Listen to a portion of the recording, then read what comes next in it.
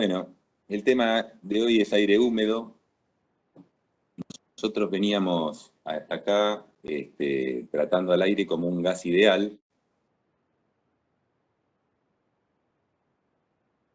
este, y trabajando con la ecuación de estado, diciendo que su entalpía era directamente función de la temperatura, calculábamos como Cp por T. eh, para algunas cosas lo vamos a seguir tratando así. Después cuando veamos máquinas térmicas, donde el fluido de trabajo es aire, lo vamos a seguir trabajando como un gas ideal.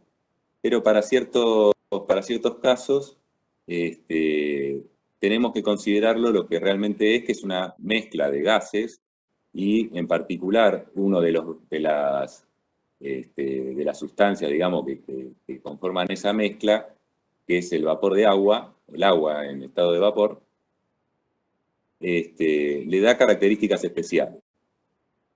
Básicamente porque, digamos, casi todos los otros gases están con una temperatura crítica por, por debajo del ambiente, mientras que el agua no, ¿no es cierto? Este, bueno, ¿dónde nos puede interesar? Por ejemplo, acá tenemos refrigeración industrial. Ahí ustedes, digamos, habrán sentido hablar de que hay que controlar la humedad, de que hay que controlar no solo la temperatura, sino la cantidad de humedad que tiene el aire con el que yo enfrío un producto, si es una fruta, si es una carne. Entonces, en esos casos me va a importar a mí tratar al aire como aire húmedo y ver, digamos, cómo se comporta respecto a esa cantidad de vapor de agua que tiene. Lo mismo en climatización, para el confort humano también, digamos, hay humedades en las que uno se siente, humedades y temperaturas combinadas, en las que uno se siente confortable y otras en las que no. Bien, clima extremadamente seco. Bueno, nosotros en Mar del Plata por ahí estamos más cerca de lo extremadamente húmedo, no es agradable, y en climas extremadamente secos tampoco, ¿no? Entonces en climatización también requiere controlar la cantidad de humedad que tiene el aire.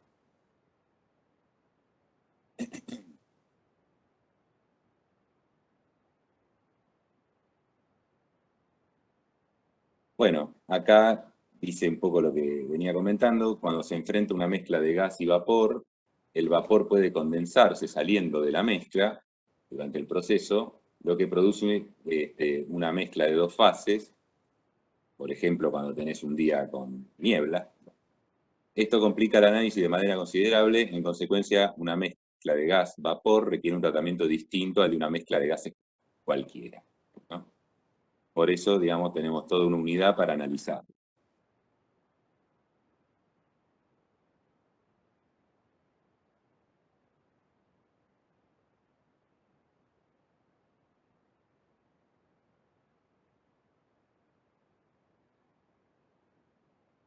Bueno, vamos a considerar entonces al aire húmedo como una mezcla de aire seco, donde estarían todos los otros componentes del aire, más vapor de agua. Como saben, el aire es una mezcla de nitrógeno, oxígeno y pequeñas cantidades de otros gases. Normalmente el aire contiene cierta cantidad de vapor de agua o humedad, que es el aire atmosférico. En contraste, bueno, al aire que no tiene nada de vapor de agua lo vamos a denominar aire seco. Vamos a ver que son pequeñas cantidades, ¿no? Algunos gramos de vapor de agua que tengo por cada kilo de aire seco, ¿no? O sea, es muy pequeñita la cantidad de vapor de agua que contiene el aire, pero bueno, tiene sí un gran impacto sobre su comportamiento.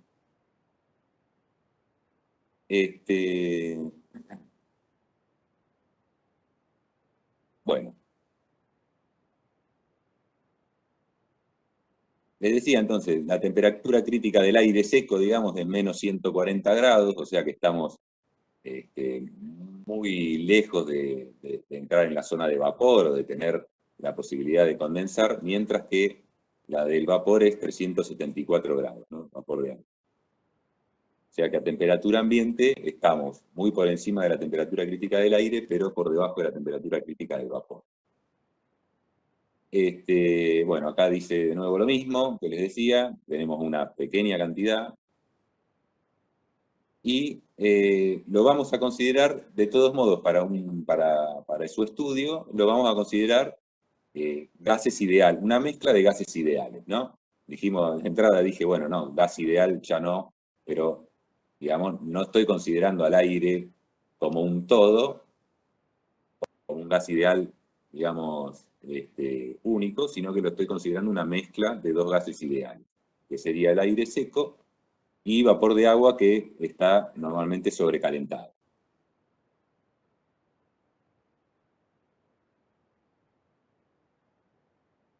Bueno, es válida la ley de Dalton para, entonces, si estamos hablando de una mezcla de gases, vamos a considerar al aire húmedo, entonces, una mezcla de estos gases, y vale la ley de presiones parciales. Yo puedo imaginarme que en un recipiente tengo a los dos gases y que la presión total que yo mido en ese recipiente se debe a la contribución parcial de cada uno de ellos. Y esa contribución parcial de cada uno de ellos es la presión que ejercerían si estuviesen solos en el recipiente. ¿Está bien? Entonces, si yo tengo unos pocos gramos de agua que van a estar sueltos en todo este volumen, van a generar una presión. Los quito y ahora meto aire seco, ¿no? 1 kilo de aire seco. Y va a ejercer una presión sobre las paredes del recipiente. La mido y bueno, esas serían las presiones parciales. La suma de ellas dos me tendría que dar la presión total. Nosotros normalmente que trabajamos con aire atmosférico, por supuesto se encuentra, bueno, la presión atmosférica que haya en ese momento, aproximadamente 1 atmósfera, por lo tanto, la presión del aire más la presión del vapor de agua me tendría que dar 1 atmósfera. Como los estoy tratando como gases ideales, valen las ecuaciones de estado para ambos y podríamos calcular esas presiones parciales en función de la masa que hay ahí, la constante particular del gas, la temperatura absoluta a la que se encuentra y el volumen que está ocupando, que sería el del recipiente, el volumen total. Y lo mismo para el vapor. Como les decíamos al principio, esta masa es muy pequeñita, la masa de vapor de agua es muy pequeñita, vamos a ver que la presión parcial del vapor siempre es muy baja.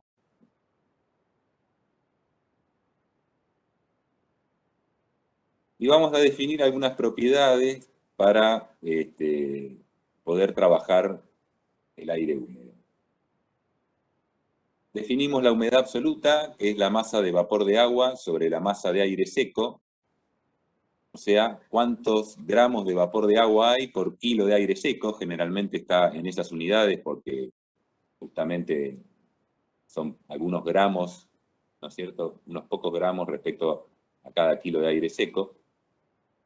Puede aparecer en algún lugar con kilo sobre kilo también. Se le denomina X, nos hace acordar un poco el título del vapor, pero no se lo confundan, y es la masa de vapor sobre la masa de aire seco.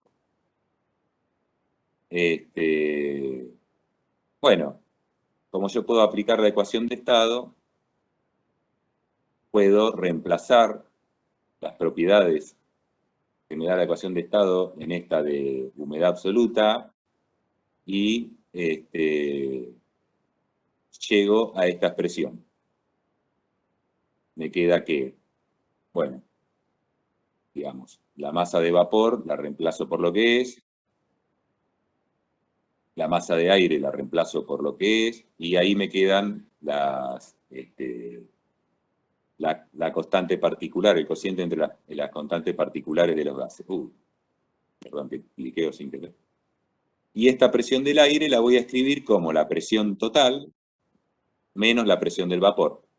Porque dije que valía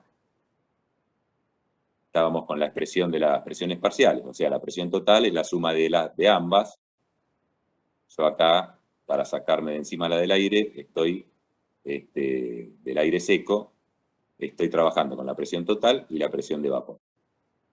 En definitiva, normalmente esta es la presión atmosférica y esta es la presión de vapor, que va a ser función de la cantidad de humedad que yo tenga ahí.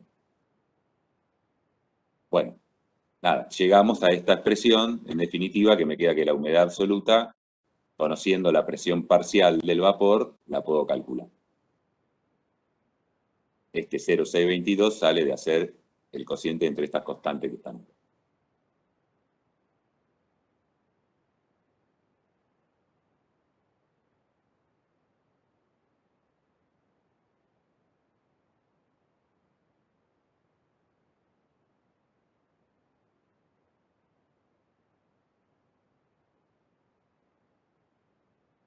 Bueno,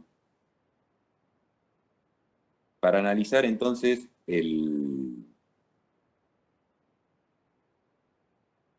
poco en qué estado está el agua, digamos, ¿no? Ese vapor de agua que está contenido en el aire.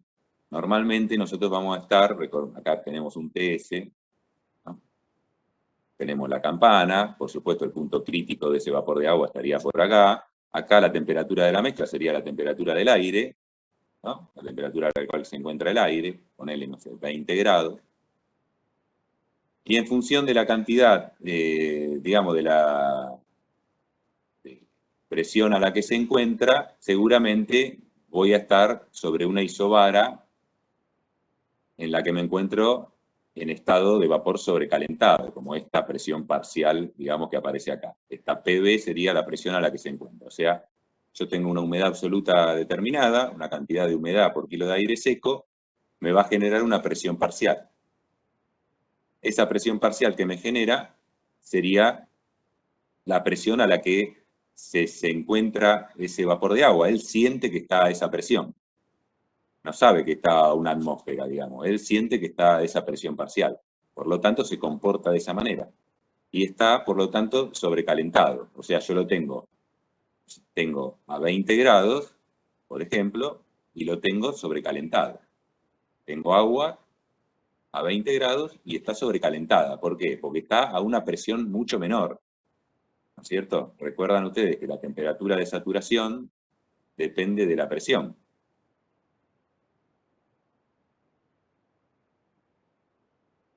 ¿Se escucha?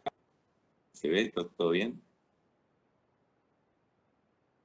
Sí, profe, todo Sí, bien. profe, todo bien. Ah, bueno, no sé qué hizo acá una cosa rara.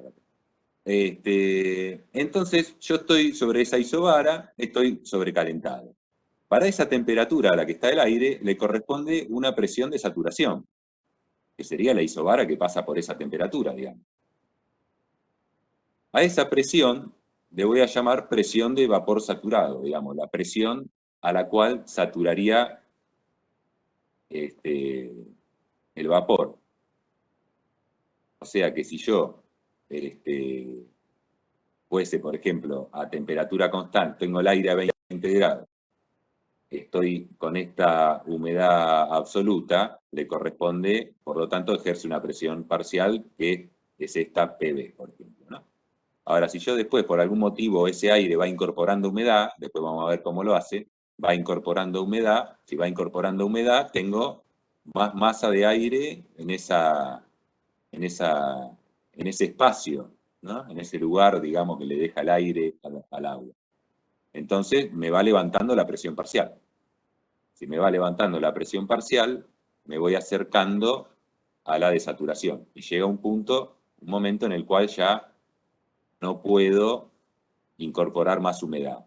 Ahí decimos que va a estar el vapor saturado, el aire saturado de humedad. ¿Se entiende? O sea, esta es una isobara que viene por acá. A ver, ¿Se entiende, profe? bueno.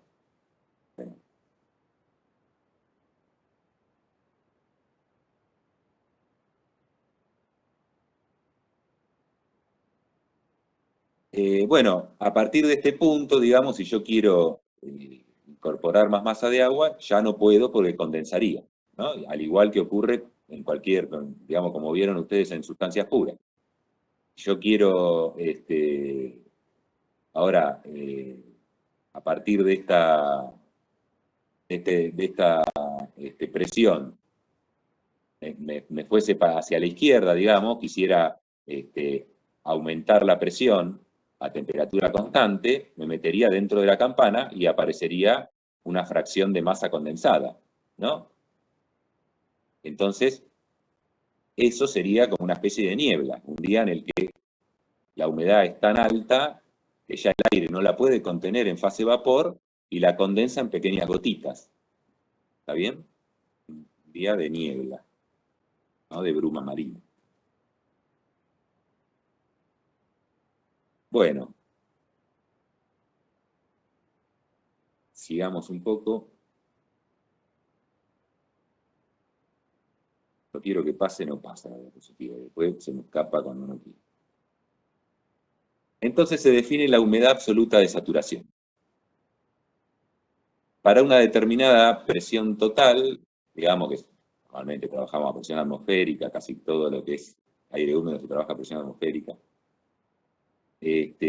Para cada temperatura habrá un cierto estado del aire húmedo en el que el vapor contenido es vapor saturado. Y en esas condiciones se dice que el aire está saturado de humedad. O sea que sería la cantidad de humedad máxima que puede contener el aire. Y esa cantidad máxima que puede contener de humedad es función de la temperatura a la que está el aire, digamos, ¿no? A mayor temperatura permite más gramos de agua por kilo de aire seco. Pero bueno, a cada temperatura, por lo tanto, a cada temperatura le corresponde una humedad absoluta de saturación, que la puedo calcular reemplazando la presión de vapor saturado para esa temperatura, ¿no? Acá va la presión atmosférica y acá de nuevo la presión de vapor saturado. O sea, esto sería la presión de vapor de agua sobre la presión del aire, ¿no?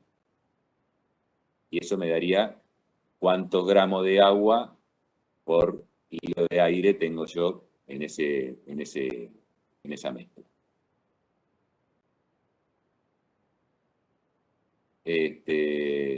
Bueno, acá se ve, en definitiva, cómo la humedad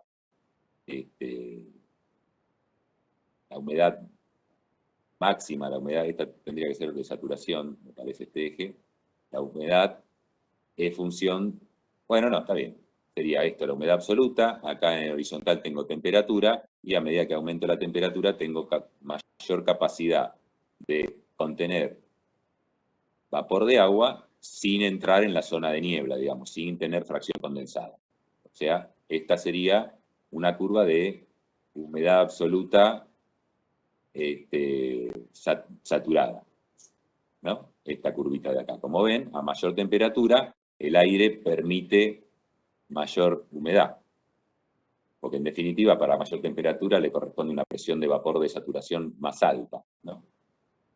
Entonces, cuando satura el agua, lo hace a una presión mayor, porque yo estoy a mayor temperatura, ¿no? Esto viene de la mano de lo que vieron en sustancias puras, ¿no? La relación entre temperatura de saturación y presión de saturación.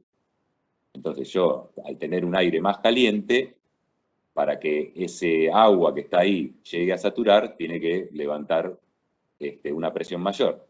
Si levanto una presión mayor, es porque tengo más cantidad de agua contenida en ese aire, ¿no? Bueno,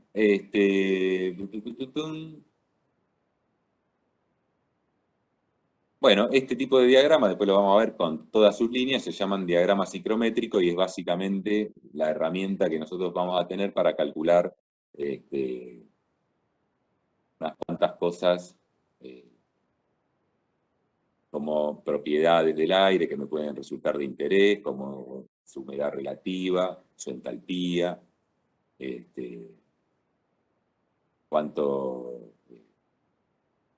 su temperatura de rocío. Bueno. Otra propiedad. Hasta ahora vimos humedad absoluta y humedad absoluta de saturación. Se define el grado de saturación. La verdad que no se usa mucho, pero bueno, la vemos. Ahora vemos por qué también no se usa tanto. Como la humedad que yo tengo en el aire, ¿no es cierto? La humedad que tiene el aire que estoy analizando respecto a la máxima que puede contener. O sea, la humedad absoluta de mi aire respecto a la humedad absoluta de saturación. Como vimos, podemos llevarlo esto a la expresión en función de las presiones y obtenemos esta expresión final, donde me queda que entonces θ, un grado de saturación, es la presión del vapor, la presión de vapor de agua que tengo ahí, la presión parcial del vapor, por la presión, digamos, atmosférica menos la presión de saturación, y la presión de vapor saturado por la presión menos la presión del vapor, digamos, que le corresponde a este. Bueno, sale de acá, digamos, miran esto enseguida cómo llegamos acá. En función, entonces, conociendo la presión de vapor y la presión de vapor saturado, yo puedo calcular este θ. Y el otro más conocido es la humedad relativa, que es la humedad relativa ambiente, esa que te informan junto con la temperatura del aire, ¿no? el clima.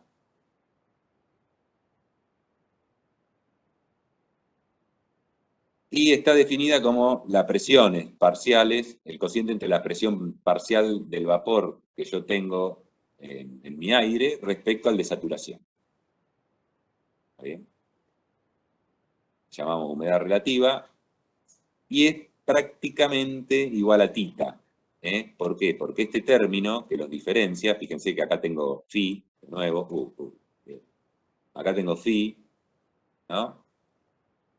Tengo la humedad relativa, y este cociente que está acá tiende a 1.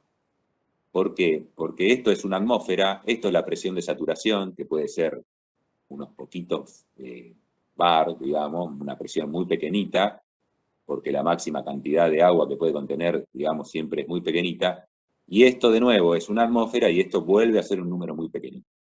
Por lo tanto, tiende a 1 el cociente. Prácticamente valen lo mismo.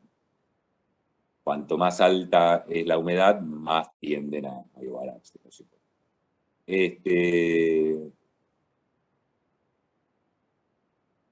Bueno, eso. Así que de estas propiedades, bueno, la que más por ahí nos vamos a concentrar es en esta, en la humedad relativa.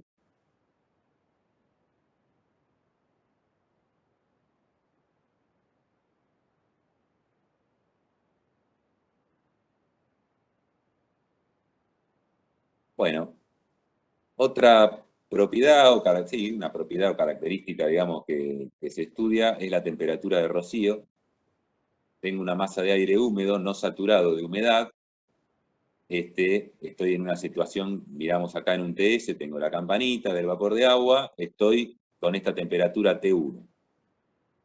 Mi vapor de agua está bastante sobrecalentado, ¿no? Estoy en este punto.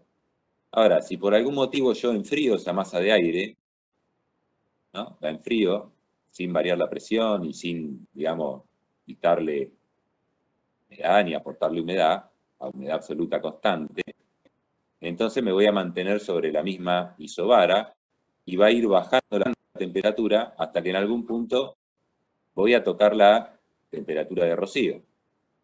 O sea, en algún punto voy a encontrar esta temperatura a la cual ya no puedo contener, digamos, no puedo sostener la cantidad de vapor de agua que estoy conteniendo.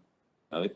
O sea, recuerdan la formulita de la humedad absoluta, era en función de esta presión parcial. O sea que esta yo no la muevo porque no quito agua ni agrego agua. Estoy a humedad absoluta constante. Por lo tanto, la presión parcial permanece constante. Si enfrío, me muevo por esa isobara que me corresponde a la humedad absoluta que tengo, y en algún punto alcanzo mi temperatura de saturación. Cuando alcanzo mi temperatura de saturación, se produce, bueno, el rocío justamente que se observa cuando baja la temperatura a la tarde, ¿no? Entonces, el fenómeno que está ocurriendo es este, justamente. Tengo una cantidad de vapor contenida en mi aire, ese aire, porque oscurece, baja el sol, etcétera, empieza a enfriarse a humedad absoluta constante, se mantiene la humedad que tenía, pero se acerca a la temperatura de rocío. Se acerca a la campana, se acerca a la temperatura de saturación. Cuando llega a la temperatura de saturación, ahí ya no puede contener la cantidad de vapor que venía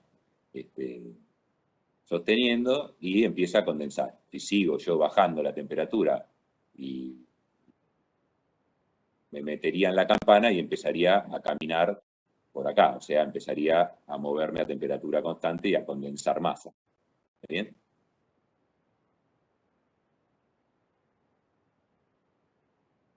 Bueno, y esto sería lo que le ocurre al aire, digamos. En el TS, si yo miro lo que le pasa al aire, nada, como está fuertemente sobrecalentado, directamente va de 1 a 2, se mantiene ahí y por supuesto no le cambia nada al aire seco.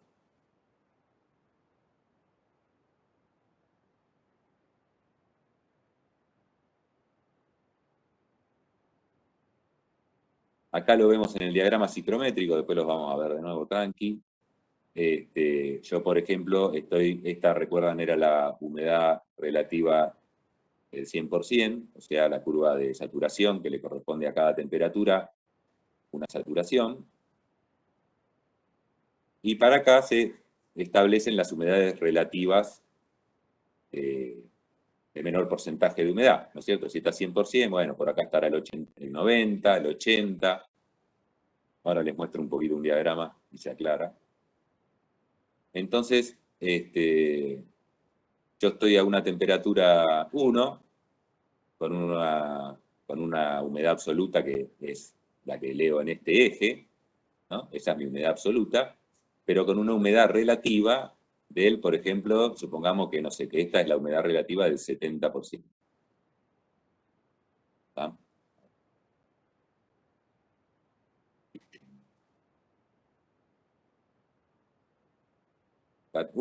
Bien.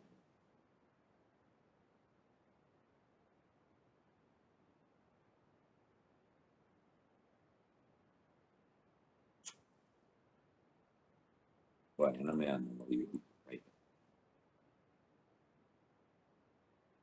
Esta, esto es una línea chiquita. No sé usar ¿cómo le cambio de espesor a esto?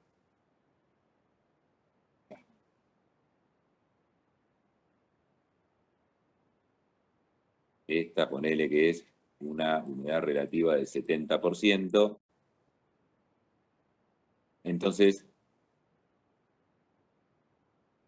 me enfría a humedad absoluta constante. Es una horizontal en este gráfico la humedad absoluta constante, ¿no es cierto? El eje X vertical es humedad absoluta. O sea que se enfría ese aire y en algún punto, ¿no es cierto?, la presión parcial se mantiene constante y en algún punto satura. Llega a la temperatura de saturación que le corresponde a esa presión. O sea, se igualan, digamos, la presión, mi presión parcial con la presión de saturación. Y en ese momento ya empieza a condensar. El paso para este lado es porque estoy condensando una fracción. Bueno.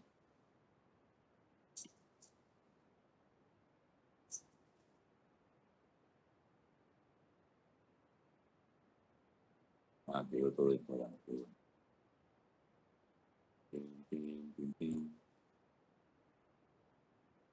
Esto no dibujar más.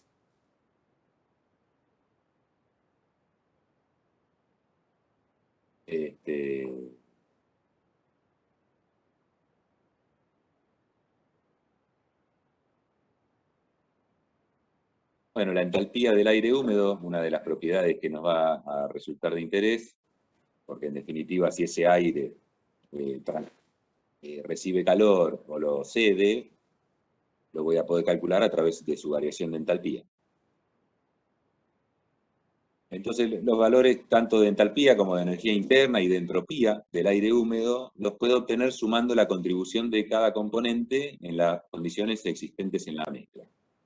Por ejemplo, la entalpía de una determinada cantidad de aire húmedo vale, según esta regla, la entalpía que tenga el aire seco más la entalpía que aporta el vapor de agua.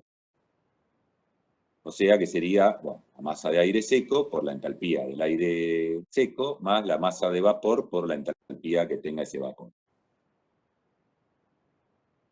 Esta expresión la podemos dividir toda por la masa de aire seco y nos queda entonces que sería la entalpía específica del aire seco más masa de vapor sobre masa de aire seco, o sea, la humedad absoluta, por la entalpía del vapor.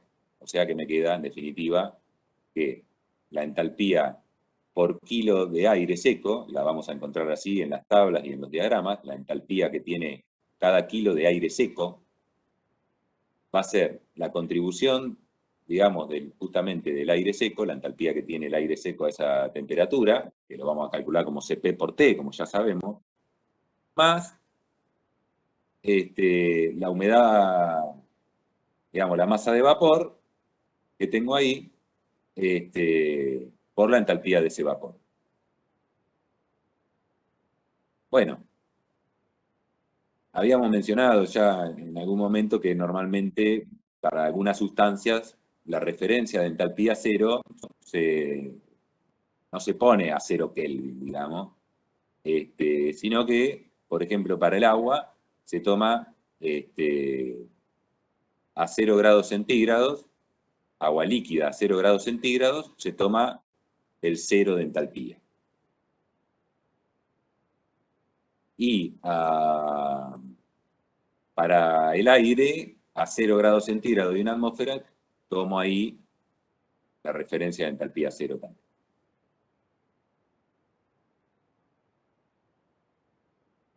La entalpía específica del vapor va a ser R0, que sería el calor latente de vaporización, a 0 grados centígrados. El calor latente de vaporización, porque está en estado de vapor, ¿no? Y la referencia yo la tengo en estado líquido, o sea que va el calor latente de vaporización acá, más el Cp del vapor de agua por T, que sería, digamos, lo que está sobrecalentado, ¿no? Acá estaría la vaporización y acá estaría la parte de sobrecalentamiento. Y esto me daría en total la entalpía total que tiene ese vapor de agua. Y para el aire, Cp por T, como ya veníamos trabajando, para el aire seco.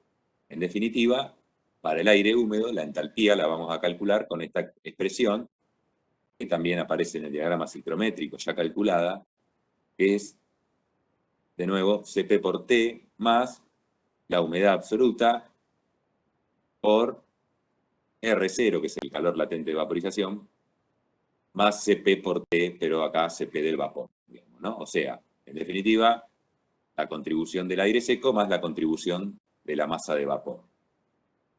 ¿Está bien?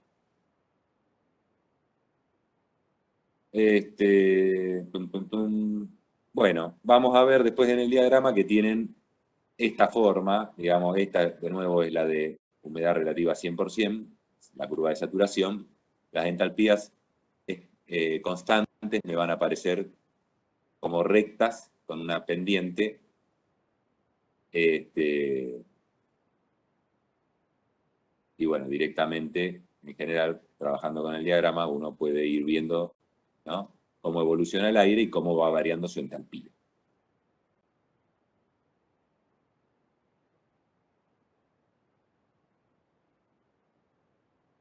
Bueno.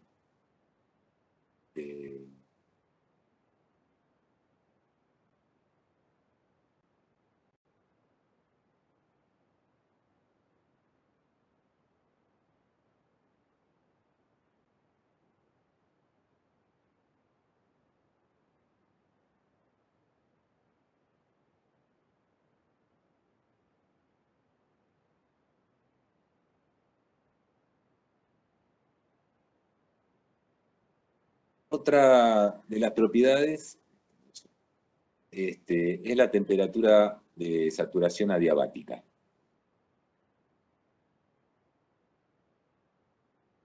Bueno, digamos, vamos a primero, corto un cachito con esto.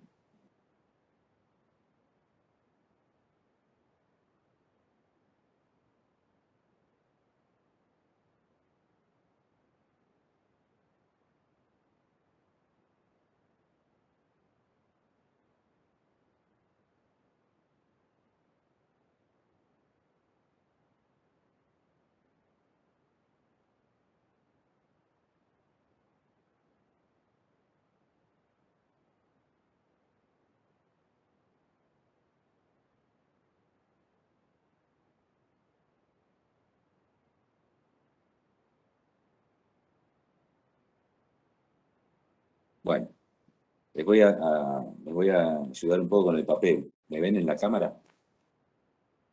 ¿Listo? Sí, se ve, Sí, profe. profe, se ve. Bueno.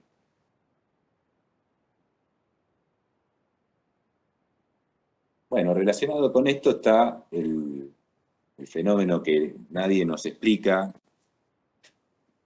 que nadie sabe por qué ocurre, que es que se seca la ropa o se evapora un charquito y nunca llega a 100 grados centígrados, ¿no es cierto? Entonces, ¿por qué se evapora? ¿Por qué esa agua, en definitiva, termina evaporándose? Después vuelvo a que veamos la temperatura de saturación. En definitiva, ustedes ven al derecho porque yo me veo al revés. ¿Ya?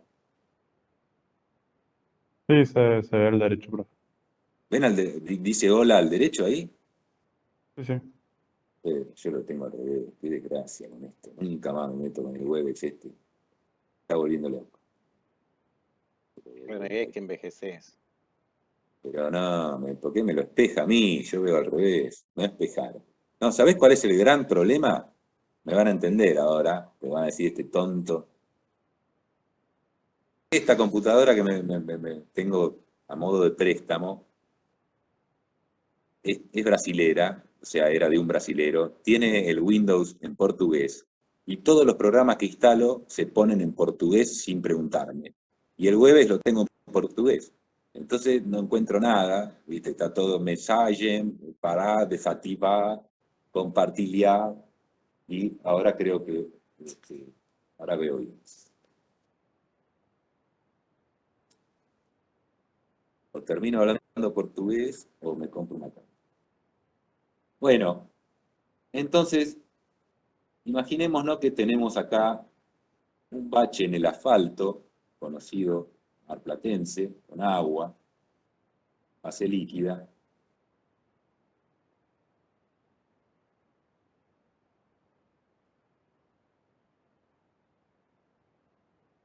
Y acá tengo aire, por supuesto.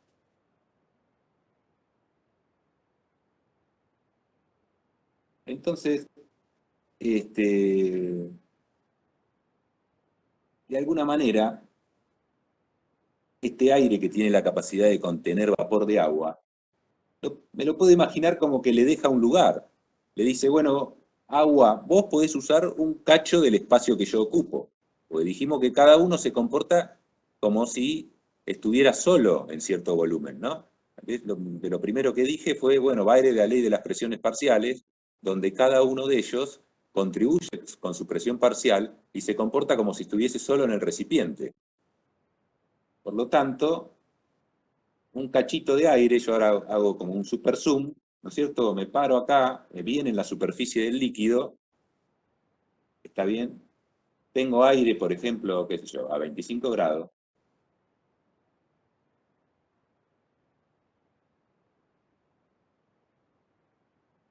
Y magnifico esto. Magnifico eso y lo estudio. Ahí se me arma como una especie de calderita donde tengo líquido y acá tengo vapor. Porque en ese espacio, este vapor se cree que está solo.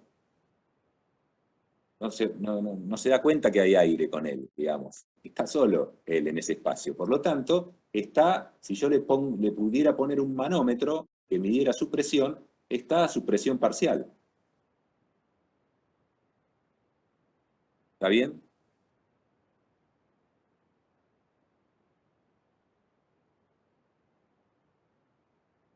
Está bien, profe. Si esta presión parcial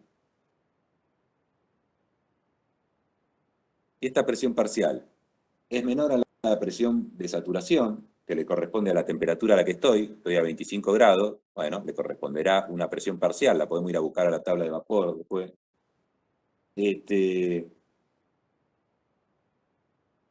Significa que puede incorporar agua. O sea, si yo estoy con una presión parcial que es menor a la de saturación, significa que mi temperatura, la temperatura a la que está este líquido y este vapor, ambos, ¿no es cierto? Están acá en la superficie pegaditos, están a la misma temperatura, es la temperatura del aire, igual a la temperatura del agua, y se corresponde con una temperatura de saturación. Entonces, si esta temperatura de saturación, digamos que es una temperatura mayor a la temperatura a la que me encuentro, el tipo dice, bueno, yo me tengo que evaporar. Si yo a esta temperatura no puedo permanecer como líquido. Estas agüitas que están acá, estas moléculas de agua que están acá en la superficie, se sienten despresurizadas de pronto. Yo tengo agua líquida que está en una atmósfera, acá el charco está en una atmósfera, pero en la superficie es como si se me formaran calderitas que están a la presión parcial. Y si estoy a la presión parcial, y esa presión parcial le corresponde a una temperatura de saturación que es por debajo de la mía, ¿cierto? Entonces yo estoy mal. Esa gotita de líquido dice, estoy equivocada. Yo tengo que ser un vapor. Si estoy a una temperatura superior a la de saturación, ¿cómo voy a estar en fase líquida? ¿Qué hace? Agarra, se evapora y se enfría. Le roba calor al que tiene alrededor, le roba calor al aire que tiene acá, ambos se enfrían, el agua se enfría, el aire se enfría, pero el tipo pasa a fase vapor. ¿Está bien? ¿A cuánto va a tender esa temperatura? Bueno, justamente va a tender a la temperatura de saturación que le corresponde a esa presión parcial. Y empieza a migrar. De alguna manera es como que yo acá, después, cuando migra, ¿cuándo se detiene este proceso? Empieza a migrar, empieza a evaporarse de la superficie moléculas de agua que dicen estoy a una temperatura superior a la de saturación, me evaporo, me enfrío y me evaporo, y empiezan a migrar. A medida que empiezan a migrar, obviamente, esta presión parcial empieza a aumentar. Hasta que alcanza la desaturación y ahí se detiene el proceso. Porque entonces este aire que está acá se saturó de humedad, solo. ¿No es cierto? Es un proceso espontáneo. Obviamente, la entropía que tengo antes es menor a la que tengo después. Paso a un estado de mayor desorden. Entonces, se produce naturalmente. Las presiones, digamos, podemos pensar que en la zona de líquido yo estoy a la presión de saturación, porque ahí tengo justo en esta zona, ¿no? O sea, pensémoslo así. Ni bien me pasan estos para acá, ¿no? Esta zona se satura. Pero esta que tengo pegadita, todavía no. Entonces empiezan a migrar para allá. Y así, por diferencia de presión, empieza a migrar el vapor dentro del aire. Como cualquier, digamos, como proceso de transferencia de masa originado por la diferencia de presión parcial. Acá me saturo, tengo más presión que acá. Cuando me saturo acá, tengo más presión que acá. Y empieza a migrar la humedad hasta que, bueno, cuando se satura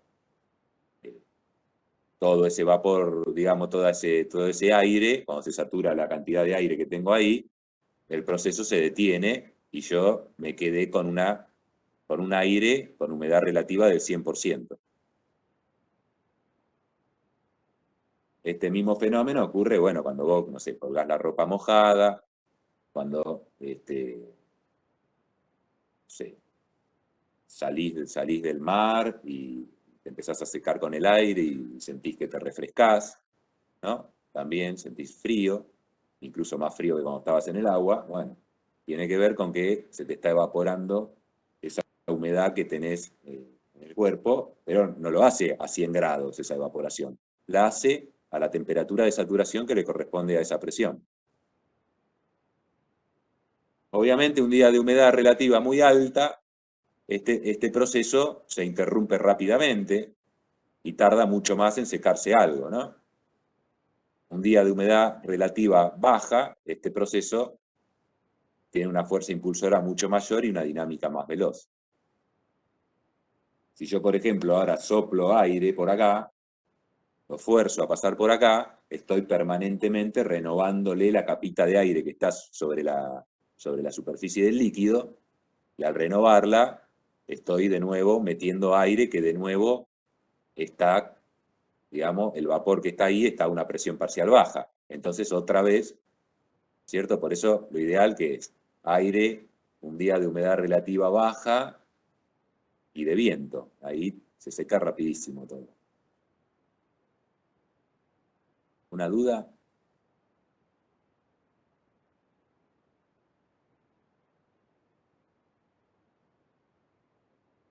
No, profe. Por ahora no. Entonces, ¿qué ocurre?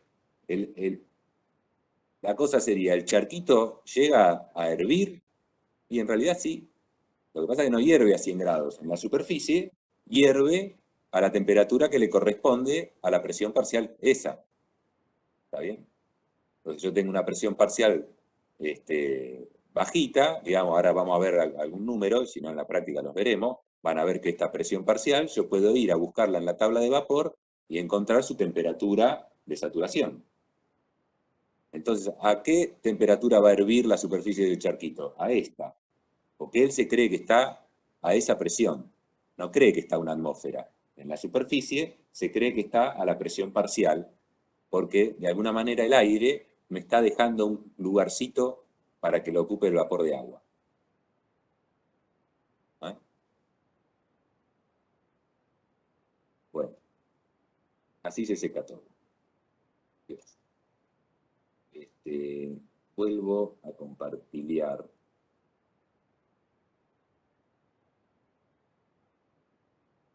Uy, acá está.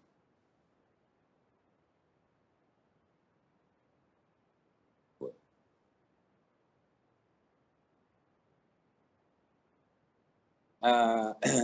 Ahora analicemos, con esto que charlamos un poquito, analicemos este proceso. Dice, cuando el aire fluye sobre el agua, un poco de esta se evapora y se mezcla con el flujo de agua, por el fenómeno que acabamos de ver, ¿no? Entonces el contenido de humedad del aire aumentará durante este proceso y su temperatura descenderá. En definitiva, es un proceso adiabático, porque yo en esa calderita, digamos, que les dibujaba, ahí mi sistema sería el cachito de agua, digamos, la agüita que está en la superficie y el airecito que está alrededor de esa agüita. Ese es mi sistema, y ese no intercambia calor con nadie, lo intercambia consigo mismo. En definitiva, ¿qué hace? El calor latente de vaporización lo saca ¿de dónde? De bajar su temperatura hasta la desaturación. Yo decía, bueno, tengo el aire a 25 grados. Bueno, capaz que la temperatura de saturación para esa presión parcial es de 15. Entonces ese delta T va a ser el que yo voy a tener como energía para poder evaporar una fracción de masa. Por eso vamos a decir que el proceso es adiabático. No intercambia calor con nadie, intercambia calor consigo mismo. Se enfría y se evapora. ¿Está bien? Por producto de una especie de despresurización que se produce en esa superficie. Digamos, es como que el agua que está en la superficie, de pronto lo despresurizo. ¿Está bien? Como que le hago vacío. ¿Hasta qué? Hasta la presión parcial que le corresponde según la cantidad de humedad que tenga ese aire. Si ese aire está completamente seco, la presión parcial es 0 para ese agua que está ahí, ¿se dan cuenta? Entonces, obviamente, bueno, si la presión parcial tiende a 0, la temperatura de saturación es bajísima y enseguida va a migrar humedad a ese aire. Bueno, el dispositivo es un dispositivo aislado, de todo modo, digamos, el fenómeno se produce en forma diabática naturalmente. Tiene agua, y bueno, acá tiene la posibilidad de incorporarle agua, tiene una especie de nivel, de control de nivel, que mantiene la cantidad de agua en este recipiente constante. Entra un aire no saturado, o sea, tiene una temperatura 1, una humedad absoluta 1, una entalpía 1 y una humedad relativa de menor del 100%, si no estaría saturado. Entra esa masa de aire y al circular en contacto con el agua, va a incorporar humedad por el fenómeno que acabamos de comentar, y va a salir con una entalpía distinta, una entalpía 2, una temperatura 2 y una humedad relativa del 100%. Si esto se produce, digamos, si sale con esta humedad, o sea, digamos, estamos pensándolo así el experimento, no es que esto pasa siempre, ¿no? Depende de cómo haga yo el contacto entre el agua y el aire. Pero va a tender a esto, digamos, el límite sería esto. Acá se me frenaría el proceso, que sería que salgo con una masa de aire que incorporó una masa de agua MW, que se evaporó, la incorporó, y sale, por lo tanto, con una entalpía que va a ser, vamos a ver que es la misma que 1, con una humedad relativa de 100% y una temperatura que le vamos a denominar temperatura de saturación adiabática, a esa temperatura a la que, digamos, a la que llego por el enfriamiento que produce esta evaporación que se está generando en la superficie del líquido. Le vamos a llamar temperatura de saturación adiabática.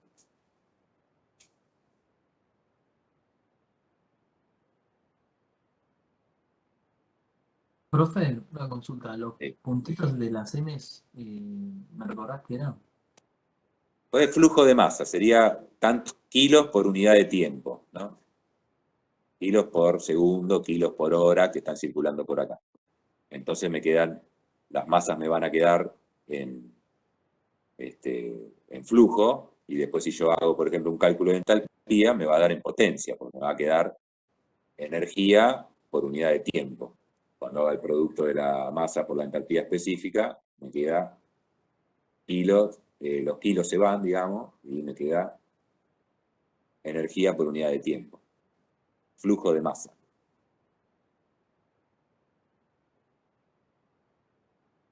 Bueno, ¿cómo encuentro, digamos, esta temperatura de saturación adiabática?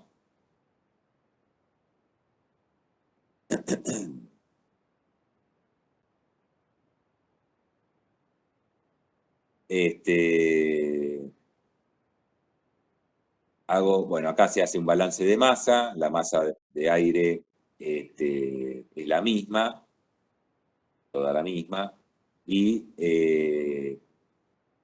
el agua, no, este balance más está bien, porque yo vengo con un contenido de humedad, digamos. Tengo la masa con la que entro, la masa de vapor de agua con la que entra, que sería la que le corresponde a la humedad relativa de entrada, la masa que incorporo con la que se está evaporando de ese recipiente, tiene que ser igual a la masa de vapor de salida. Bueno, operando con esto, llegamos a que podemos obtener, por ejemplo, la masa de agua que estoy robándome de ese charquito, de esa piletita, que sería la masa de aire seco, ¿no? El flujo másico, si quieren, kilos por segundo, kilos por hora, multiplicado por la humedad absoluta que tengo a la salida menos la que tenía a la entrada. En definitiva, ¿esto que me va a dar? Gramos por kilo de aire seco, ¿no? Gramos de agua por kilo de aire seco. La diferencia entre la humedad absoluta que tengo cuando entro y cuando salgo, obviamente es la que me robé del charquito, no queda otra. Representado en un diagrama ciclométrico, eso sigue una línea entonces de entalpía constante, porque dijimos que era un proceso justamente adiabático, sin intercambio de calor. Por lo tanto, no hay variación de entalpía entre la entrada y la salida. Hay un balance de entalpía.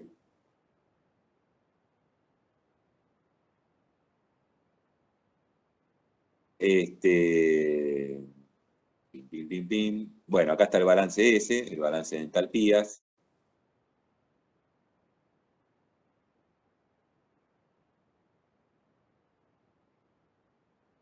Quería mostrarles un poco un ciclométrico porque lo estamos mirando y comentando, ¿no?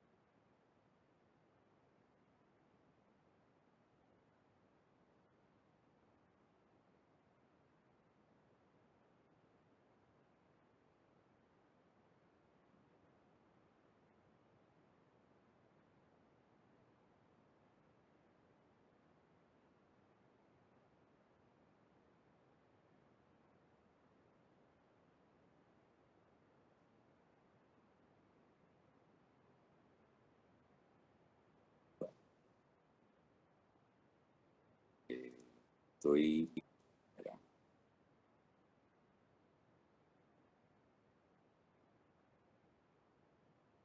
Bueno, acá esta es una carta ciclométrica de verdad. Tienen en general, como la ven acá que dice, aclarado, está hecha para una presión de 101.000 kilopascales, una presión normal a nivel del mar. Y tienen, bueno, el eje de humedades absoluta está de este lado, lo mismo, está a la derecha, digamos. Acá tenemos entonces contenido de humedad, o sea, gramos sobre kilo de aire seco. ¿Ven? Fíjense que son 0, 1, 2, 3, qué sé yo, hasta 33 más o menos llega esta tabla de humedad absoluta, o sea, estamos hablando de 20, 30 gramos por cada kilo de aire seco. Después tienen, bueno, acá en el horizontal tenemos temperatura, ¿no? La temperatura a la que se encuentra el aire, la mezcla. Temperatura, le llamamos temperatura de bulbo seco.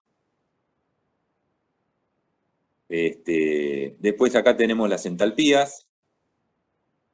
Están en kilojoules sobre kilo de aire seco, en este gráfico. Acá las vemos. Fíjense que por acá tengo la entalpía 0. Por acá, digamos, tengo la entalpía 0. Y después tengo entalpías negativas, que por supuesto son relativas, ¿no? Son relativas a esta referencia que habíamos establecido. Era para 0 grados centígrados, ¿no? 0 de entalpía. Y acá tenemos entonces la curva de Phi, la humedad relativa del 100%, que es la que, donde termina el gráfico, digamos, está acá arriba. Después del 90, 80, 70, 60, bueno, ya sé. Entonces, por ejemplo, si yo...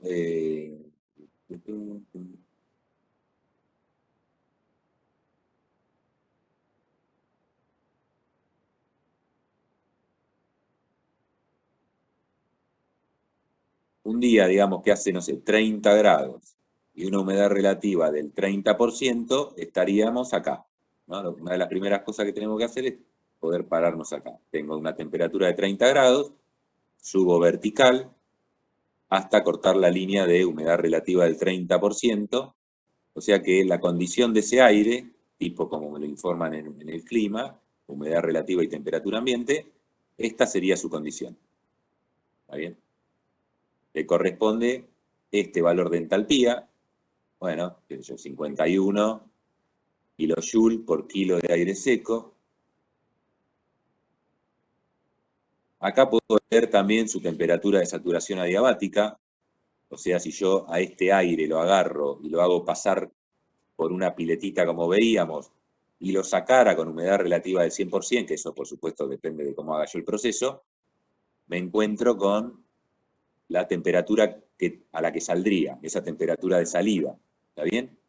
Sería, fíjense, yo tengo aire a 30 grados y humedad relativa del 30%, el tipo incorpora un montón de humedad, se viene a parar acá, ¿no es cierto? Hasta que se satura, o sea, incorpora humedad hasta saturarse a entalpía constante.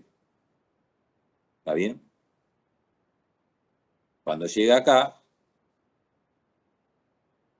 su humedad absoluta aumentó. Fíjense, ahora tiene 13 gramos por kilo.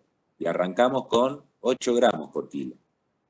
O sea que incorporó, ¿cuánto? X2 menos X1. Incorporó 5 gramos de agua al pasar por ese recipiente.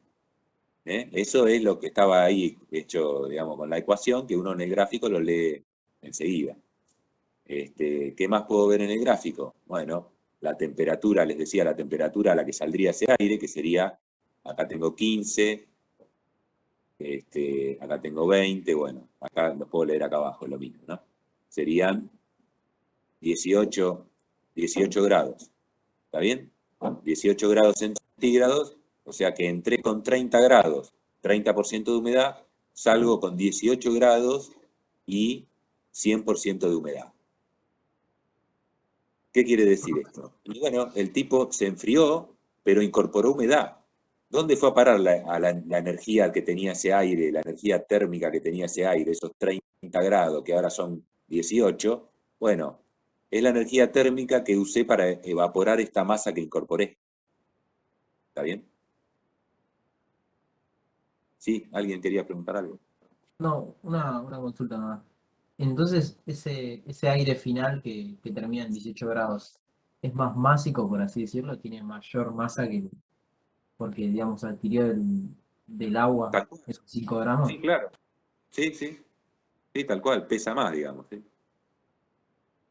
Vos tenés acá todo por kilo de aire seco, pero el total, digamos, la mezcla sería la masa de aire seco, ponele que lo hacemos para 1 kilo, bueno, sería 1 kilo, al principio tengo 1 kilo con 8 gramos y al final tengo 1 kilo con 13 gramos, porque tengo que sumar la masa de vapor, ¿está bien?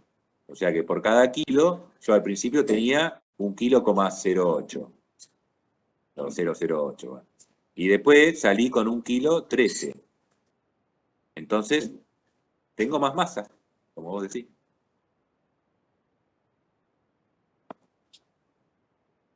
El balance de masa se hace con la masa que incorporo, en definitiva, ¿no? Que muchas veces me lo pueden preguntar. Ponele que vos por algún motivo, no sé, te estás climatizando y estás en una zona donde la humedad es bajísima. Entonces, bueno, vos no sé, tenés una cadena de hoteles, por suerte, y la gente se te muere de calor y de sequedad ahí adentro. Y entonces vos decís, bueno, hay que acondicionar este aire. No solo hay que bajarle la temperatura, sino que hay que incorporarle humedad para que sea confortable. Entonces, por ejemplo, podrías inventarte un proceso tipo ese que estábamos viendo, que en realidad en la práctica eso se hace, digamos, tiene aplicación industrial, pero bueno, vos buscás que haya un gran contacto entre el agua y el aire, por lo tanto, no lo dejás en el agua quieta ahí en una piletita, sino que lo que vas a hacer es que el aire atraviese una lluvia de agua pulverizada en lo posible, donde vos maximizás el contacto entre el agua y el aire, ¿no es cierto? Y generás que este proceso sea lo más efectivo posible, ¿no? Porque si no ocurriría esto, mirá, no sé, no, quiero dibujar desde acá y no me... Bueno, de acá. O sea, salí de ese punto, me empiezo a humectar, empiezo a subir mi humedad, pero por ahí cuando salgo del recipiente estoy acá. Bueno, estoy acá. No llegué a la humedad relativa 100%, pero tengo ahora una humedad del 60%, ponele, y me enfrié hasta 24 grados. ¿Está bien?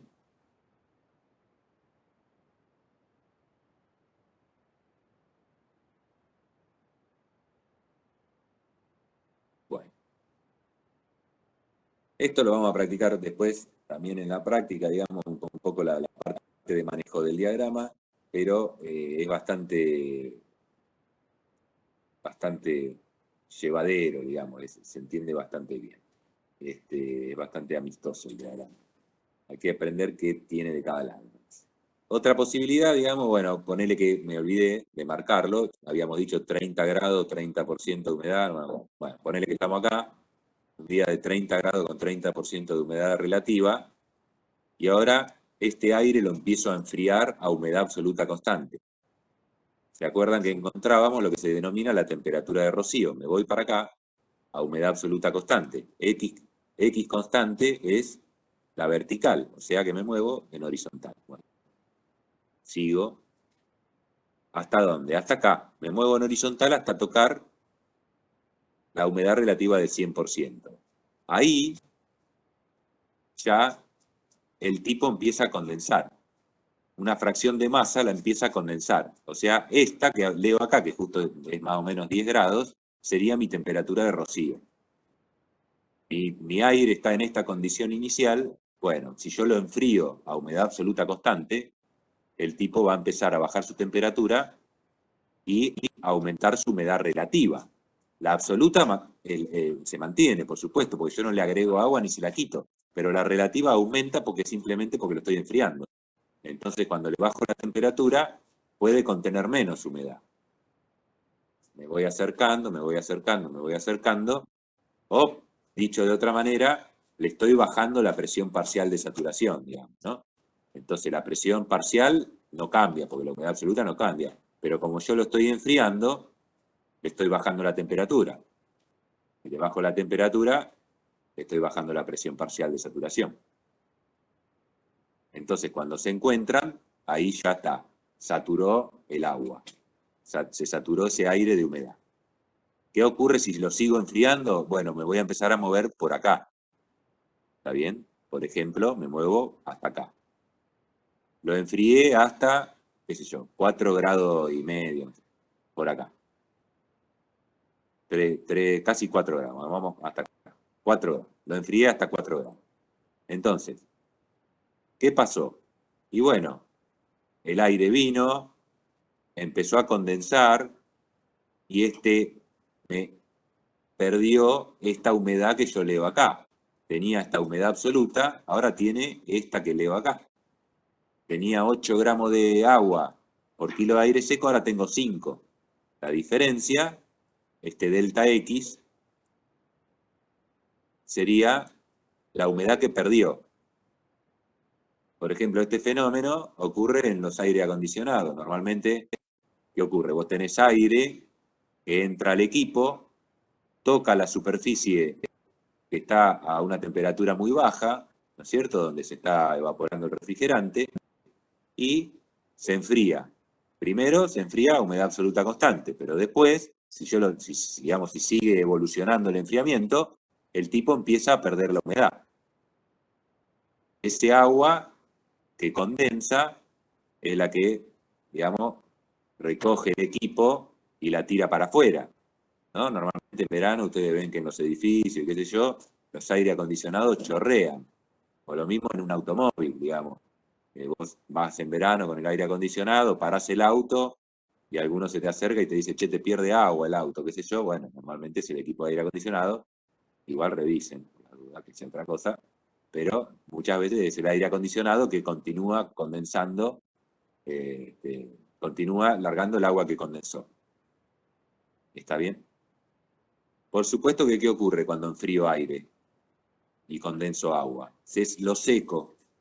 Entonces, por ejemplo, si vos vas en un automóvil mucho tiempo con el aire acondicionado funcionando y el aire no lo renovás, no bajás un vidrio, ni permitís el ingreso de aire externo, ese aire se empieza a secar. Cada vez que pasa por el evaporador, se enfría y larga humedad, y vos terminás respirando un aire extremadamente seco que normalmente te empieza ya a generar cierta molestia, ¿no? Te genera como picazón en la garganta, como que raspa. Porque está con una humedad extremadamente baja y ya no es confortable. ¿Alguna duda? No, profe, gracias. Vamos a borrar.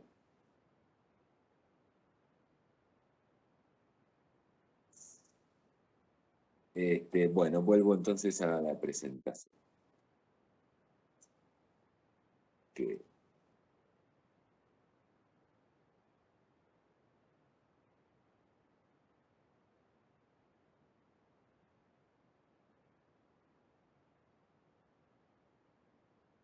bueno.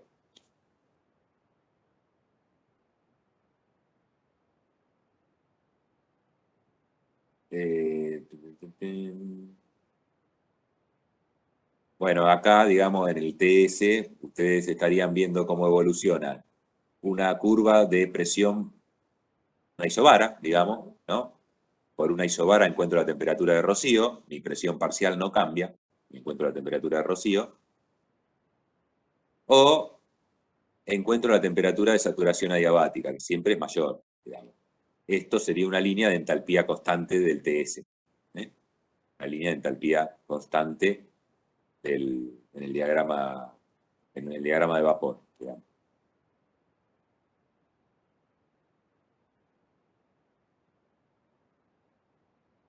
Bueno, otras, la temperatura de bulbo húmedo y de bulbo seco. La de bulbo seco simplemente es la que yo obtengo si pongo un termómetro en contacto con el aire, puedo medir su temperatura, y la de bulbo húmedo es justamente la que obtengo si yo, de alguna manera, me las ingenio para mantener húmedo ese aire.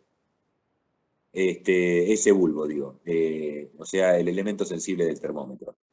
Bueno, acá hay un ejemplo con una especie de algodoncito, de mecha, agua, que va manteniendo húmedo este elemento, y la temperatura que yo leería ahí sería la de saturación adiabática. En definitiva, a lo que uno llega es que es el mismo fenómeno, en definitiva. Yo, como tengo un flujo de aire que está pasando a través de este elemento que está completamente mojado, se satura de humedad y se enfría, ¿no? El aire se enfría, se satura de humedad y sale con la temperatura de saturación adiabática. Por eso decimos, en definitiva, que la temperatura de bulbo húmedo y de saturación adiabática es la misma, ¿eh? O sea, lo que normalmente uno hace es al revés, justamente medir la temperatura de bulbo húmedo con algún aparatito que haga esto, que tenemos acá esquematizado, ¿no? Cualquier aparatito te las podés ingeniar, y decís, bueno, esta es la temperatura de saturación adiabática.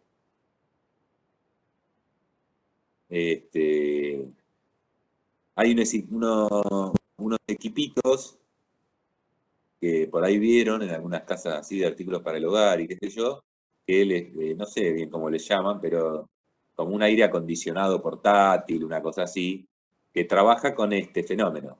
En definitiva, digamos, no tiene un sistema de refrigeración como una heladera, sino que lo que hace es un ventilador, ¿no? Un forzador de aire, y adelante tiene como un material, a ver si puedo dibujar algo.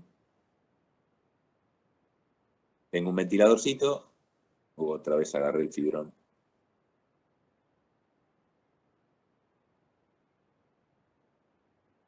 Y ferramenta. Ese aire es forzado a pasar a través de un material normalmente así como muy poroso, como si fuese, qué sé yo, una especie de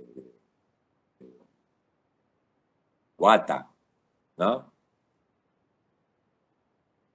Uy. Y le voy haciendo chorrear agua. Entonces este aire se humecta y entra con la temperatura que tiene, ¿no? Qué sé yo, un día de calor, 30 grados, entra con 30 grados. Y bueno, en función de su humedad relativa y de qué tanto, digamos, de qué tan bien se logre acá el contacto entre este aire y este agua, voy a salir por acá con una temperatura próxima a la de bulbo húmedo o de saturación adiabática. Entonces obtengo un enfriamiento, pero sin quitar calor, digamos, ¿no? El aire se enfría porque incorpora humedad. Por supuesto, sale con más humedad, y este agüita que yo voy acá digamos, que va escurriendo por este elemento, se va obviamente evaporando e incorporando al aire y se me termina, ¿no? O sea, tengo que cada tanto, tiene un tanquecito de agua, cada tanto le tengo que poner más agua, ¿no?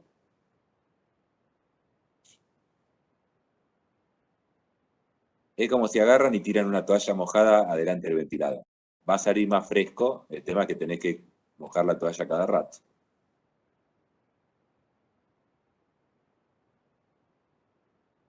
Bueno.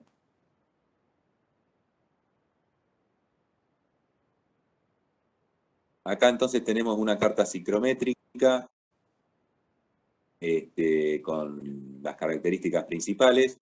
Decíamos, la humedad es relativa, son estas curvas rojas, se ven bien.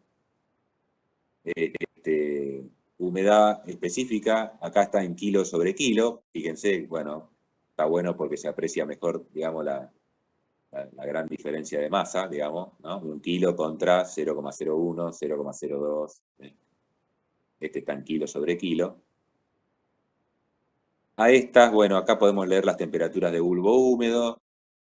Si nos movemos a entalpía constante, estas son líneas isentálpicas. Acá están las entalpías en kilojoule sobre kilo de aire seco.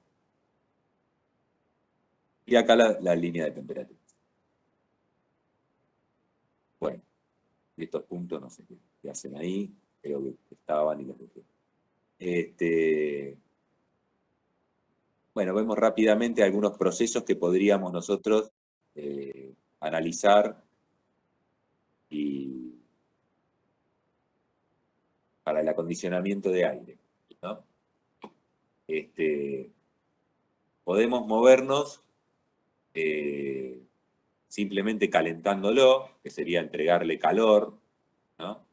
Me estaría moviendo hacia la derecha a humedad absoluta constante, vuelvo un poquito acá, o sea, me estoy moviendo en horizontal.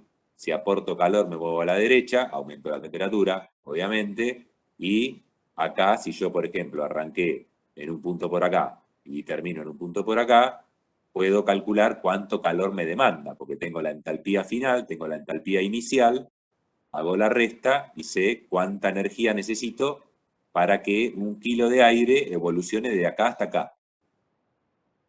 No lo calculo como CP por T, sino que lo calculo con esta, digamos, por ejemplo, con el diagrama, sacando las entalpías del diagrama.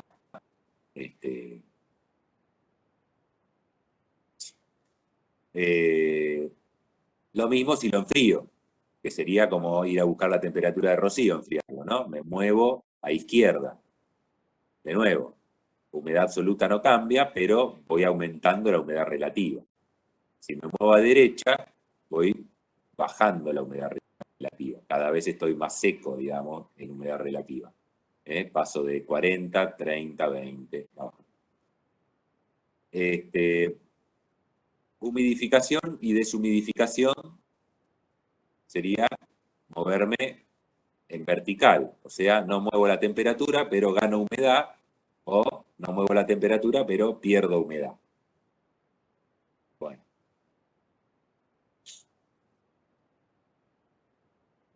Y después combinaciones de esto, ¿no? Tener enfriamiento y deshumidificación, un enfriamiento puro, calentamiento y humidificación. Me queda el balance de energía total, después vamos a ver, digamos, para algunos procesos determinados, pero el balance de energía total sería aplicar el primer principio, ¿está bien? A esto sería que el calor que entra, más el trabajo que entra, más la suma de las entalpías específicas de ese aire húmedo, entra, tiene que ser igual a, bueno, esto por si entra más de una corriente, ¿no? A el calor que se va, más el trabajo que se va, más la suma de las entalpías específicas, las entalpías totales, masa por entalpía específica, entalpía total que sale, ¿no? O sea, energía que entra igual a energía que sale, considerando, obviamente, la entalpía, porque es un sistema abierto, acá entra aire y se va.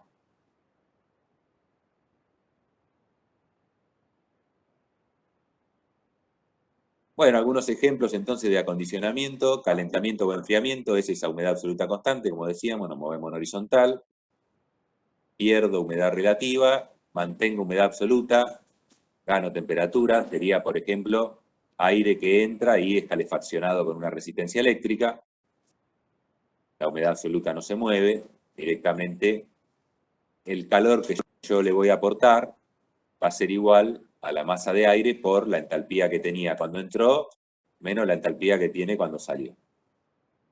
Perdón, la entalpía final menos la inicial. O sea, por ejemplo, me muevo de T1 a T2, caliento el aire, tengo una entalpía que le corresponde, que la puedo leer acá arriba, acá tengo la otra entalpía. Bueno, la diferencia de entalpía en definitiva va a ser la diferencia de calor.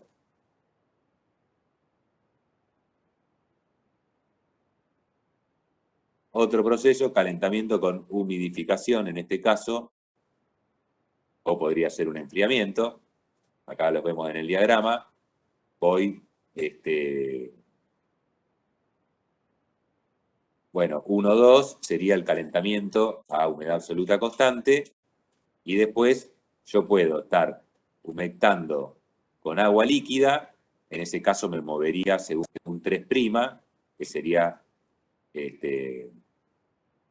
la temperatura de saturación adiabática, en definitiva, ¿no? Porque acá estaría aportando humedad y nada más, en forma líquida, o humectar con vapor. En ese caso, nosotros después vemos cómo las vamos a aproximar, pero esta, digamos, para dónde dispara depende de a qué temperatura está ese vapor y qué sé yo. Nosotros después vamos a ver cómo la resolver.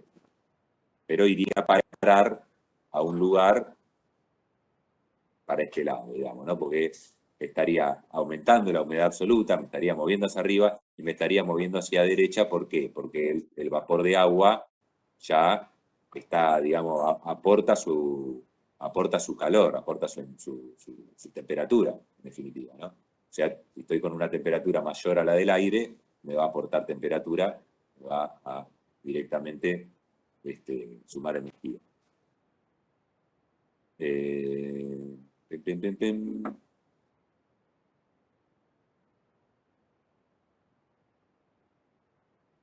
Bueno, de nuevo, la caudal de agua líquida lo que puedo obtener como la resta, la diferencia entre la humedad absoluta de entrada y de salida.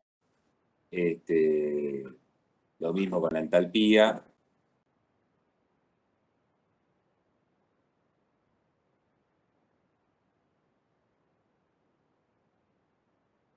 Bueno, deshumidificación.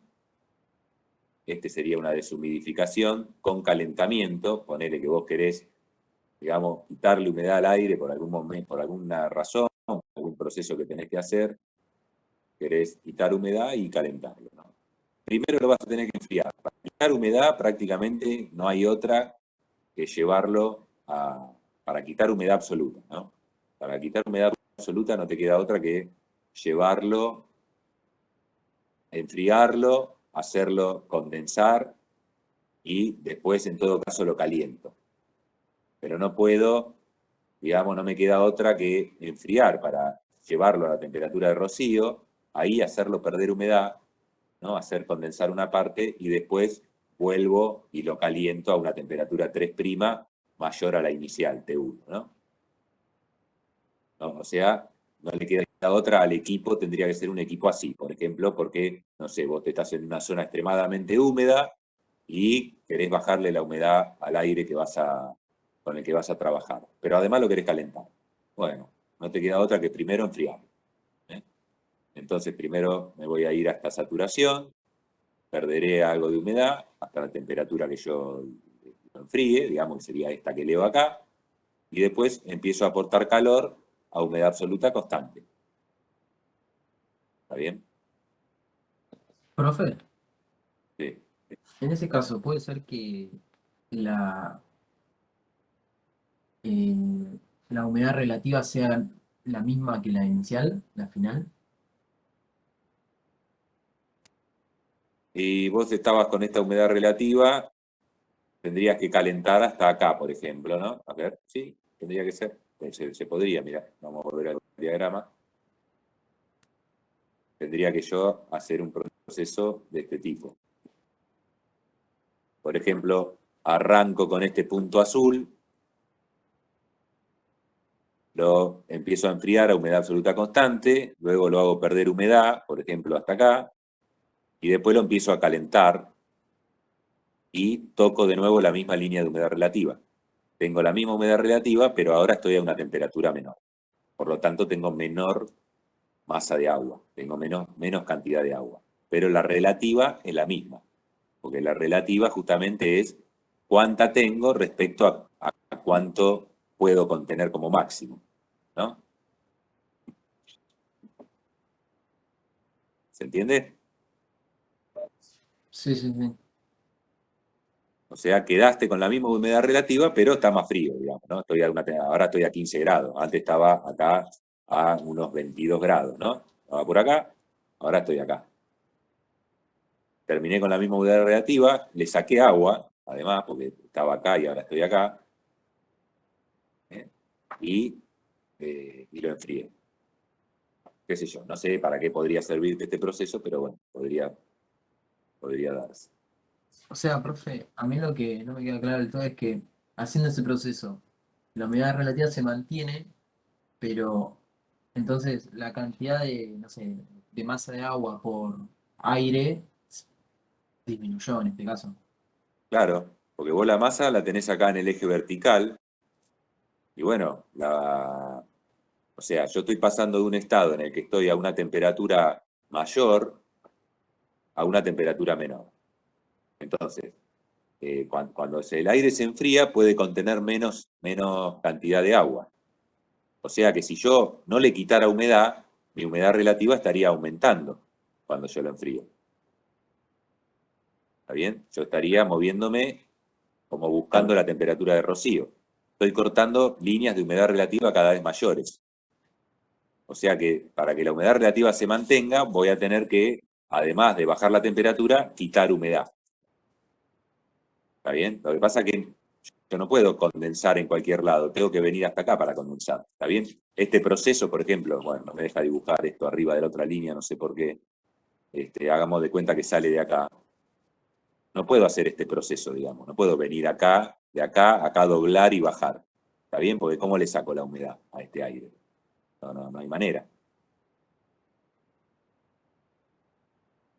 Lo tengo que provocar yo poniéndolo en contacto, digamos, generando un enfriamiento hasta la temperatura de rocío. Si no alcanzo la temperatura de rocío, no pierde humedad el aire. O sea que me tengo que venir hasta saturación, enfriar, perder humedad y después volver a subir hasta la temperatura que yo quiera o hasta volver a recuperar la humedad relativa que tenía, ponerle que fuese el caso.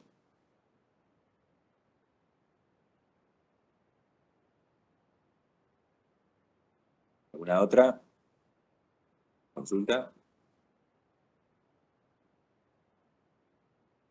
Bueno, así que no.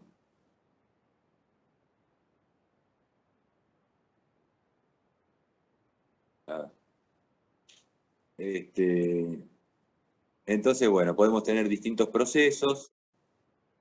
Calentamiento con humidificación, deshumidificación, con calentamiento, el último que vimos.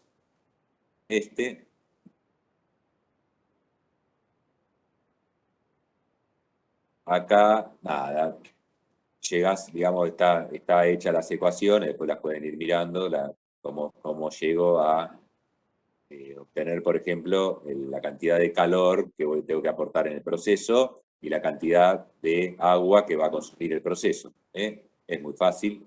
Digamos, después directamente uno lo lee en el diagrama. Acá están las expresiones, digamos, que te van a...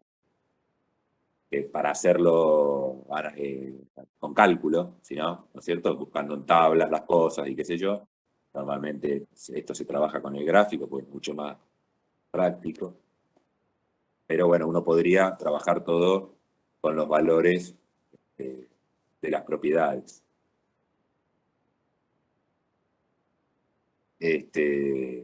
Bueno, la expresión final, por supuesto, sí. Sacás las entalpías del diagrama.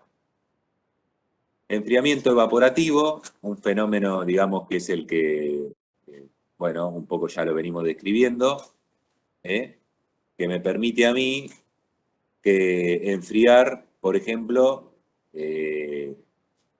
agua. Esto, el fenómeno que ocurre es, bueno, les leo, el enfriamiento en climas cálidos relativamente secos, ahí va a tener el mayor efecto. Se puede conseguir mediante el enfriamiento evaporativo. Este implica bien pulverizar agua líquida en el aire o bien forzarlo a circular a través de un tejido que se mantiene constantemente mojado. En definitiva, humecto el aire, como decíamos hoy, por ejemplo, este es el principio de funcionamiento de las torres de enfriamiento. Tal vez hayan visto en algunos frigoríficos, bueno, no sé si hay alguna foto. Ahí, bueno, un esquema. Una torre de enfriamiento pequeñita, digamos, a veces en las terrazas de algunos frigoríficos y qué sé yo, hay una especie de prismas de plástico que tienen ahí una forma así medio, bueno, digamos, de geometría cuadrada. Que son torres de enfriamiento que trabajan con este principio de funcionamiento. En definitiva, yo lo que hago es circular una masa de agua y esa masa de agua humecta el aire adiabáticamente, siguiendo una línea de entalpía constante, como se ve acá en el diagrama, y ¿qué busca? Su temperatura de saturación adiabática. Para que lo alcance, tendría que salir con humedad relativa 100%. Si no, sale con una temperatura menor a la inicial, pero no llega a ser la temperatura de saturación adiabática. Bueno, depende de cómo esté diseñado el equipo, será el acercamiento que yo tengo acá, entre esta temperatura a la que sale el aire y la temperatura a la cual saldría en condiciones ideales, ¿no? Entonces, en definitiva, ¿qué pasa? El aire se enfría y el agua que está en contacto con ese aire también. Se enfrían los dos. Definitiva, ¿no? Depende, bueno, depende a qué temperatura esté el agua que yo tiro, pero podrían enfriarse los dos. O sea, muchas veces el enfriamiento es tanto del agua como del aire, porque ambos aportan entalpía para evaporar esta agua que estoy pulverizando y compensar el calor latente de vaporización, ¿no? O sea, incorporo masa, la evaporo, pero me enfrío. Esto se usa en torres de enfriamiento, por ejemplo, ¿no? Acá está el equipo, ¿no? Tengo, por ejemplo, bueno, generalmente tienen esta disposición, tienen un forzador, tengo agua, por ejemplo, un agua que necesito enfriar, la pulverizo acá, la hago tipo una llovizna, el aire que ingresa por acá se humecta, busca su temperatura de saturación adiabática, y el agua que está en contacto con ese aire que se va enfriando a medida que sube, también se enfría, porque está, porque está evaporándose y está tomando entalpía también del agua. El agua sale más fría y el aire sale más frío. ¿De dónde salió la energía? Digamos, ¿a dónde fue a parar? A evaporar el agua líquida que estoy perdiendo acá, ¿no? Ahí, por supuesto, yo logro un enfriamiento de este agua, pero la voy perdiendo también, ¿no? Voy perdiendo agua, se me va con el aire. Gratis no es.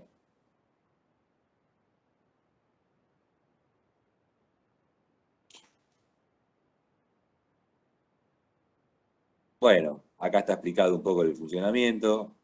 Nada, lo que decíamos, cuando las gotas de agua caen bajo la influencia de la gravedad, una pequeña fracción de agua se evapora y enfría el agua restante. La temperatura y el contenido de humedad del aire aumenta durante el proceso. No necesariamente, el aire puede enfriarse, ¿eh? Acá está mal, puedo corregir esto. El agua enfriada se acumula en el fondo de la torre, se bombea de nuevo al condensador para recoger más energía. El agua de reemplazo debe añadirse al ciclo para sustituir el agua perdida por evaporación y por el arrastre de agua. Bueno, acá hay otras torres de enfriamiento y terminamos por aquí con la presentación.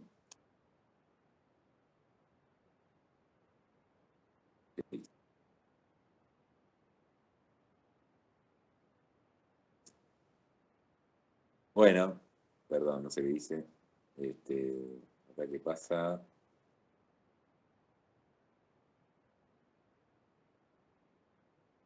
Buenas tardes, hay un grupo de WhatsApp. Bueno, consultas, dudas que se hayan quedado.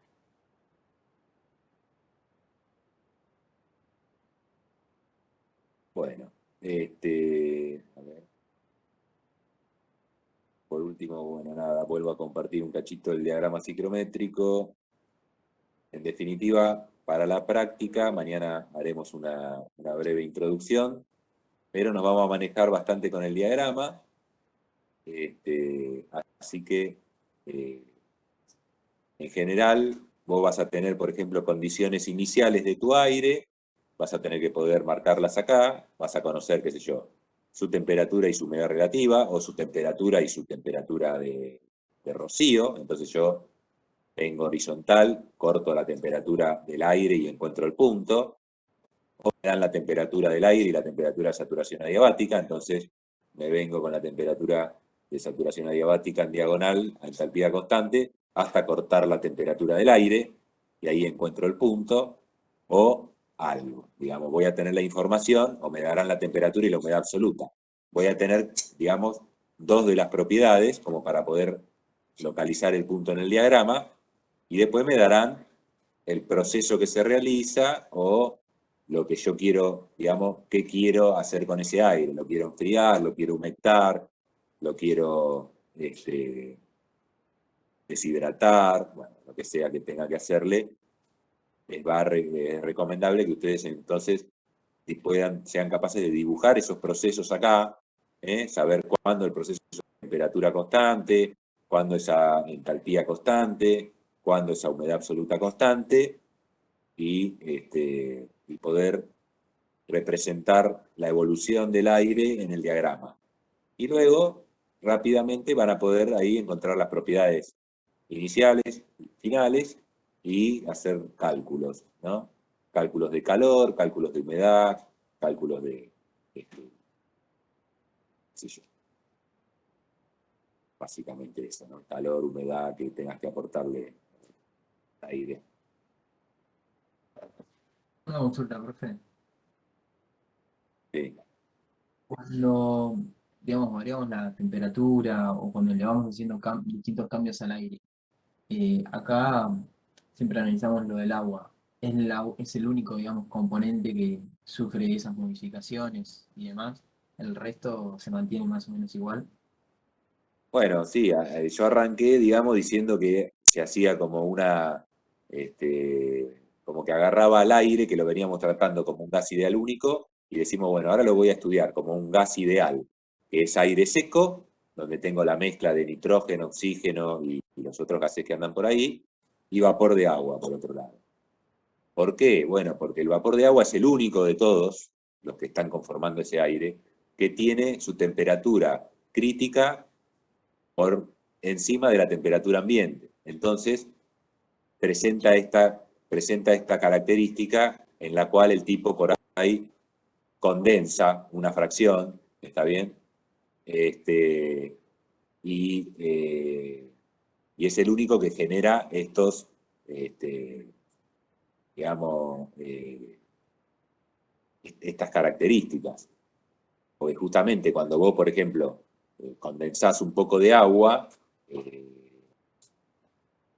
estás deshidratando ese aire, le estás quitando bastante entalpía. O si estoy, no sé, como veíamos lo que pasa cuando tengo un enfriamiento evaporativo, por ejemplo, simplemente por humectar el agua, por ponerla en contacto con agua, la enfrío y tengo un enfriamiento importante, digamos, no es que baja 1 grado la temperatura, no, por ahí baja bastante, por ahí te movés en función de cómo esté